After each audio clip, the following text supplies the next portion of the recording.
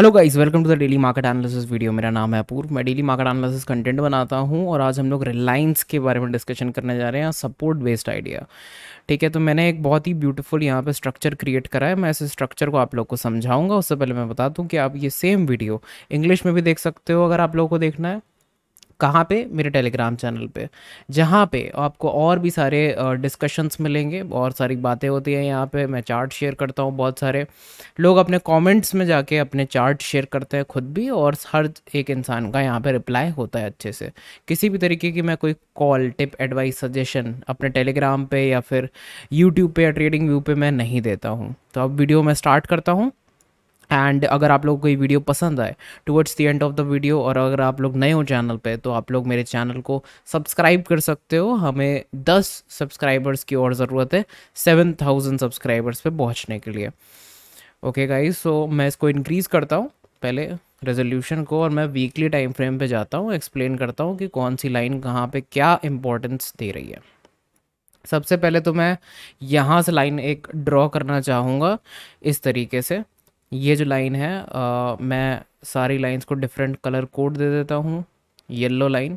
सो ये जो yellow line आप देख रहे हो, ठीक है, इस येलो लाइन को आप देखो। ये वीकली टाइम फ्रेम पे यहाँ पे रिलायंस ने सपोर्ट लिया, ऊपर गया, सपोर्ट लिया येलो पे, और फिर से आके यहाँ पे येलो पे फिलहाल उसको ब्रेक कर दिया है। मतलब पिछले हफ्ते ही ब्रेक कर दिया था और इस हफ्ते उसके थोड़ा नीचे निकल गया। ट्यूसडे है, हफ्ता क्लोज तो हुआ नहीं है, उसके स्लाइटली नीचे यहाँ पे निकलता हुआ दिख रहा है रिलायंस। ठीक है, पहली चीज़। अब मैं चलता हूँ डेली टाइम फ्रेम पे। ठीक है, एंड अगर मैं बात करूँ एक और चीज़ की वीकली टाइम फ्रेम पे की, और क्या सपोर्ट है नीचे, तो बहुत ही ब्यूटीफुल एक ट्रेंड लाइन और जा रही है जो कि और भी बड़े होराइजन को डिपिक्ट करती है। बट अगर रिलायंस एक्चुअली में बुलिश है, मतलब इतना बड़ा फॉल तो मैं एक्सपेक्ट रिलायंस से बिल्कुल भी नहीं करूंगा कि अभी 10-15% और गिरेगा। ठीक है, क्यों नहीं हम लोग करते हैं इस तरीके की चीज़ें? क्योंकि फिर आप ये भी सोचो कि इंडेक्स कैसे मैनेज होगा, क्या क्या चीज़ें फैक्टर इन होंगी। सो करंट मार्केट सिचुएशन के हिसाब से अगर मार्केट्स भी फॉल कर रही है तो ऑफ कोर्स ये इसके भी नीचे निकलेगा फिर बहुत बुरी तरीके से अगर फॉल आ रहा है। बट अभी करंट मार्केट सिनेरियो के हिसाब से कि हमारी मार्केट जैसी डिप होती है फिर तुरंत ही उसमें बाइंग आ जाती है, ऊपर चलने लगती है, उस हिसाब से एक डिप अपॉर्चुनिटी के बारे में यहाँ पे डिस्कशन क्रिएट किया है मैंने आप लोगों के साथ। आप लोग भी पार्ट लेना इस डिस्कशन का, बताना। अब मैं डेली टाइम फ्रेम पे चलता हूँ। येलो लाइन वीकली की लाइन थी। हाँ, अब जो वाइट लाइन मैंने बनाई है ये डेली टाइम फ्रेम पे सपोर्ट लाइन मारी है। ठीक है, मतलब यहाँ पे जो डेली टाइम फ्रेम का आपको क्लोजिंग मिल रहा है, यहाँ जो मिल रहा है, इन दोनों को मैंने ज्वाइन किया है और मुझे यहाँ से निकलती हुई लाइन दिख रही है। इसके साथ साथ मैंने कुछ और चीज़ें भी ड्रॉ करी हैं, जैसे कि यहाँ एक सपोर्ट मिल रहा था पीछे के साइड पे, एक और बार, एक और बार, एक और बार, 4 बार सपोर्ट मिला है। और अब आप देखोगे तो एक बहुत ही ब्यूटीफुल सपोर्ट एरिया पर रिलायंस फिर से यहाँ पे आ रहा है। मुझे लगता है कि ये एक बहुत ही ब्यूटीफुल एरिया है जहाँ से सपोर्ट इसको मिलता आ रहा था इस लाइन से, उसके बारे में बात हो रही है।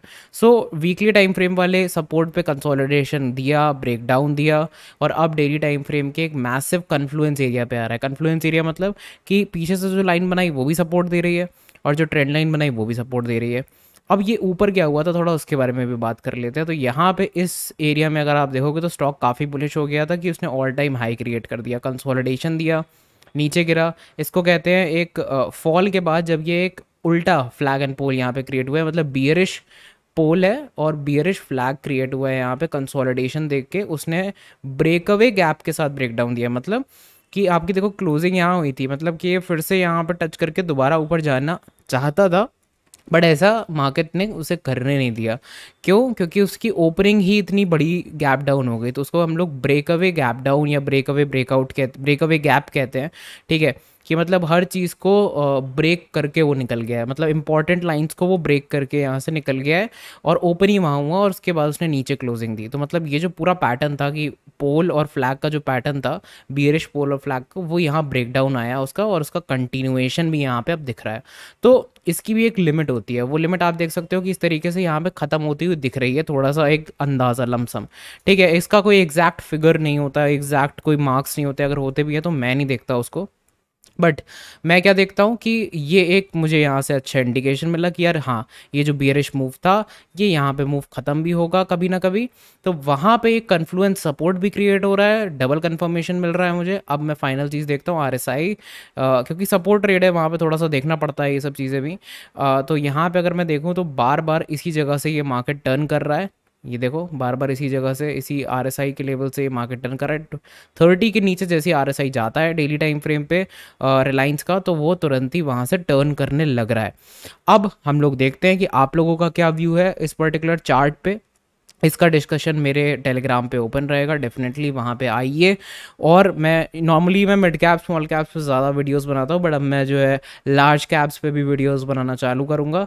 एंड लेट्स सी कि आप लोगों का क्या रिस्पॉन्स रहता है। अगर आप लोग को ये वीडियो पसंद आया हो तो give it a like. 50 likes का एक छोटा सा टारगेट रखते हैं, और अगर 10 लोग भी इस चैनल को सब्सक्राइब करते हैं तो हम लोग 7000 सब्सक्राइबर्स के ऊपर पहुंच जाएंगे।